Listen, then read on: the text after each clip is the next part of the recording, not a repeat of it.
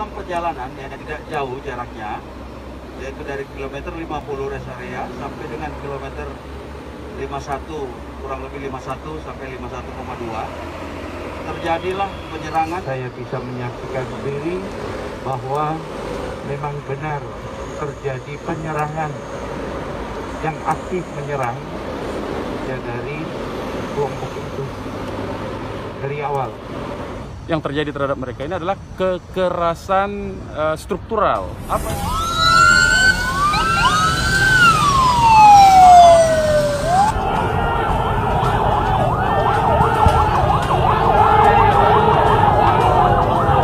Chevrolet maju. Di mana, Ti? Posisinya, Ti? Posisi. Ada Avanza hitam tubruk aja. Yang tadi, plat nomor yang tadi. Udah tubruk aja, kalau misalnya ketemu langsung tubruk.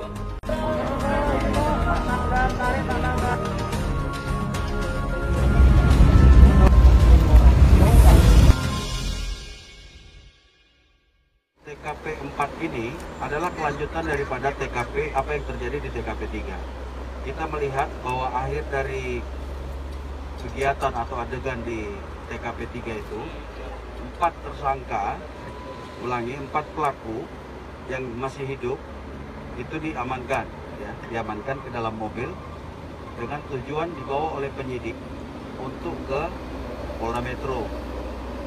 Dalam perjalanan yang tidak jauh jaraknya, yaitu dari kilometer 50 rest area sampai dengan kilometer 51, kurang lebih 51 sampai 51,2, terjadilah penyerangan atau mencoba merebut senjata anggota.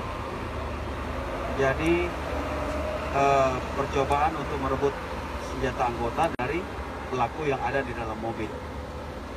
Disitulah terjadi upaya dari penyidik yang ada di dalam mobil untuk melakukan tindakan pembelaan, sehingga keempat pelaku yang ada dalam mobil tersebut semuanya mengalami tindakan tegas dan terukur dari anggota yang ada dalam mobil.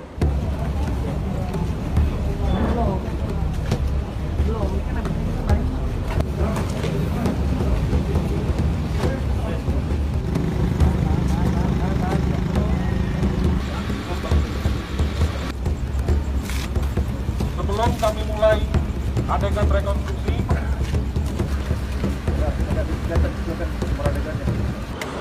dan terima kasih saya bisa menyaksikan dari awal sampai akhir, dan saya bisa menyaksikan sendiri bahwa memang benar terjadi penyerangan yang aktif menyerang ya dari kelompok itu dari awal.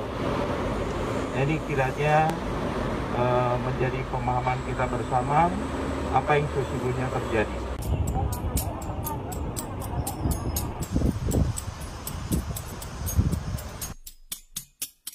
yang paling gawat adalah berupa mereka ini yang terjadi terhadap mereka ini adalah kekerasan struktural. Apa itu kekerasan struktural? Artinya ini kan terus berlanjut, yaitu rekayasa kasus terhadap mereka, ya, seolah-olah bahwa mereka ini dengan instrumen kekuasaan, dengan instrumen-instrumen dan sumber daya yang ada pada kekuasaan, itu membuat mereka menjadi tertuduh dan pelaku, ya. Jadi bukan korban. Nah, inilah kekerasan struktural, di mana kasusnya direkayasa sedemikian rupa, seolah-olah, sekali lagi saya mau katakan, mereka ini adalah pelaku justru, bukan sebagai korban.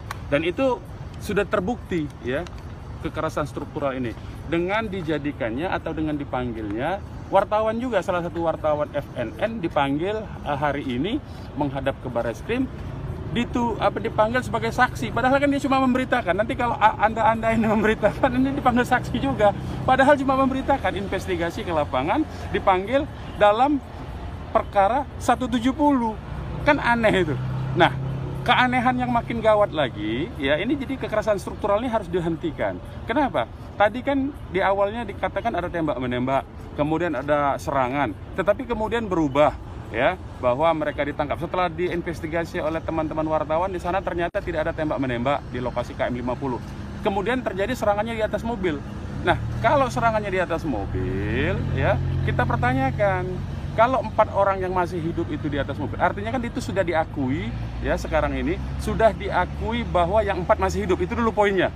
Ya, 4 itu masih hidup pada saat itu, berarti tidak terjadi tembak menembak. Kemudian dibawa pakai mobil dan di dalam mobil dikatakan difitnah bahwa melakukan mencoba merampas senjata petugas. Loh, tadinya katanya ada senjata dari yang tewas ditembak, ya.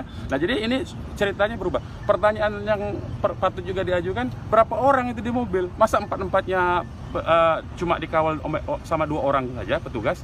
Nah, ini makin aneh, ya, makin aneh. Dan kemudian dihabisi 4-4-nya di dalam mobil. Nah, ini kan makin jelas. Dan justru mereka yang dituduh pasal 170 dan keluarga mereka dipaksa untuk dipanggil. Kan keluarganya tidak hadir. Keluarganya kan tidak tahu apa yang terjadi di lapangan. Misteri tewasnya 6 pengawal Habib Rizik di kilometer 50 rest area tol Jakarta Cikampek perlahan mulai terungkap. Setelah kegiatan rekonstruksi di 4 lokasi dengan memperagakan 58 adegan sesuai dengan keterangan saksi dan bukti-bukti petunjuk yang dimiliki.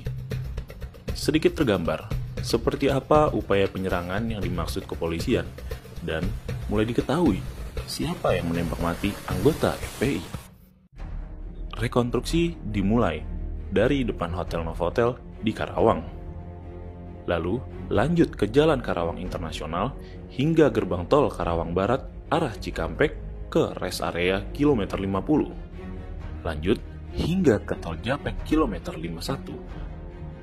Rekonstruksi mengajak media dan pengawas eksternal dengan menghadirkan 28 saksi dan 4 diantaranya anggota polisi korban penyerangan.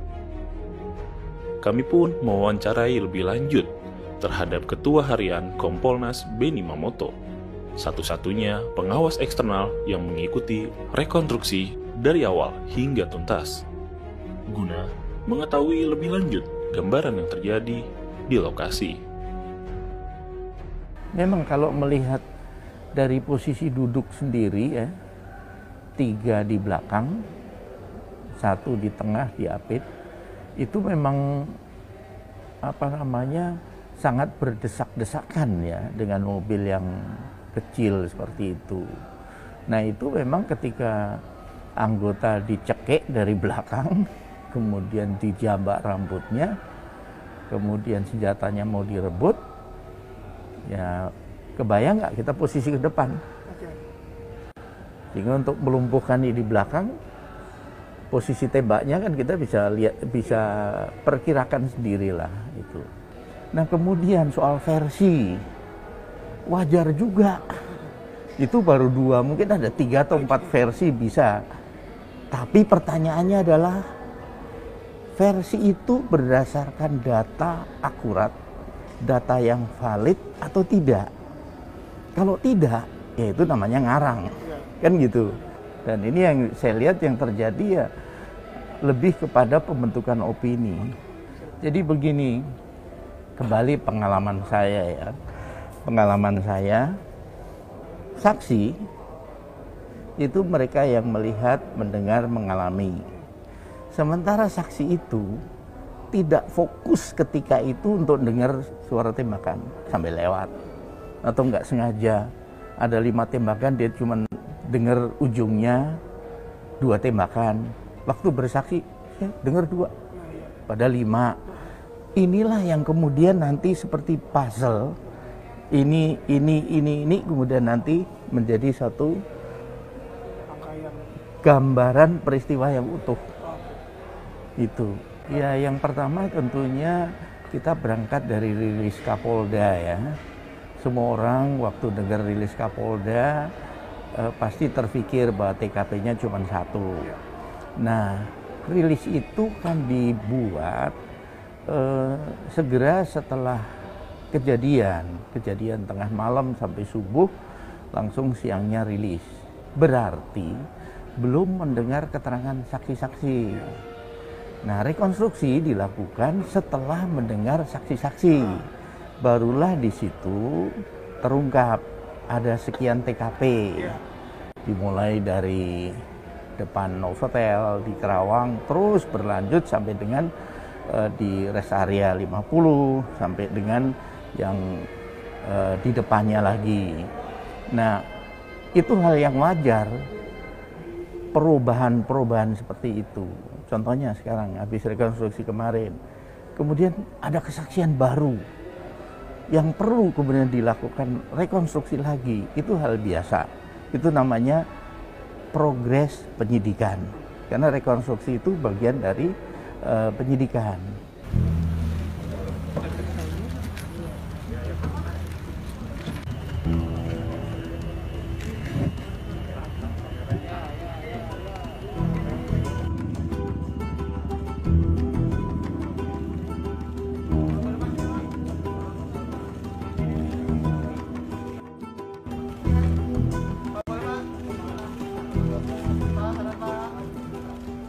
Nah, soal SOP itu memang dalam kondisi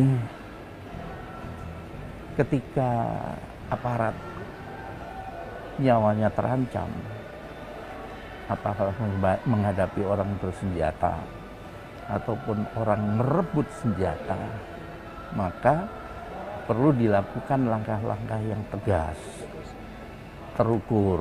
Nah, ini orang sering bertanya, tegas terukur itu gimana? Tentunya juga melihat dari tingkat ancamannya. Itu penting. Di samping itu juga, ini kan rangkaian. Sejak di Novotel, yang kita lihat ya, waktu direkonstruksi, memang sudah ada tembakan. Memang sudah ada perlawanan dan sebagainya. Sehingga aparat tentunya bergerak ke rekonstruksi berikutnya, itu tergambar bagaimana mereka juga harus tegas menghadapi kelompok ini, karena memang upaya untuk melawan, upaya untuk merebut senjata itu dilakukan. Nah, ini kembali, kenapa rekonstruksi dilakukan tengah malam? Semua bertanya. Itu kembali nih pengalaman saya, itu dilakukan untuk menggambarkan kejadian pada saat yang sama. Malam kayak apa, ada penerangan lampu, enggak. Jadi seperti di Novotel dijelaskan oleh pimpinan rekonstruksi bahwa saat itu kejadian di sini gelap, lampu mati dan hujan. Waktu rekonstruksi lampu udah nyala dan tidak hujan, karena mau bikin hujan nggak tahu caranya. Itulah kira-kira gitu ya. Jadi memang